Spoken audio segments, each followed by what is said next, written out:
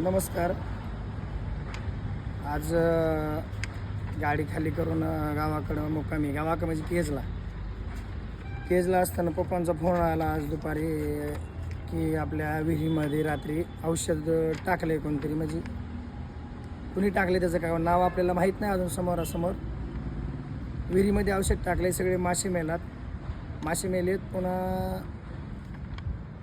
अजून बोरमध्ये पाणी उतरलं, विहिरीत पाणी तेच आहे. जे काय कोणी असेल माझ्या गावातील शेजारी पाजारी बाजूच्या गावचे, माझ्या आईवडिलांना माझ्या आहेत तिथे 4 माणसं राहतात, त्यांना मारून काय मिळणार नाही तुम्हाला.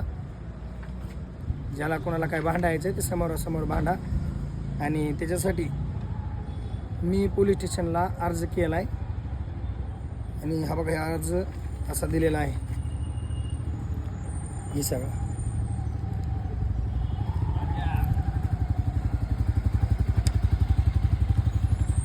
अर्ज केलेला आहे आणि साहेबांनी पण तो स्वीकारला. आणि याची तपास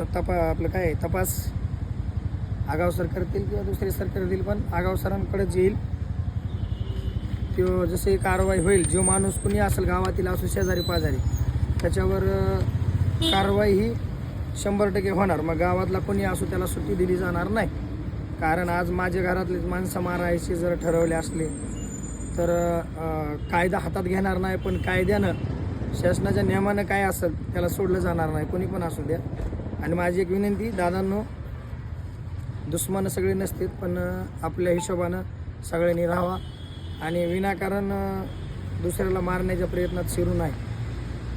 लई राग असेल तर समोरासमोर बोला, तिथे बसून मिटवा. एखादी लईच गोष्ट असेल माझ्यासोबत, पण असं माणसं मारण्यापर्यंत जाऊ नका. त्याच्यामध्ये एखादं दुसरं सध्या ते पाणी पिऊ शकतं आणि त्याच्यात मेलं तर पुन्हा कोण जबाबदार आहे त्याला.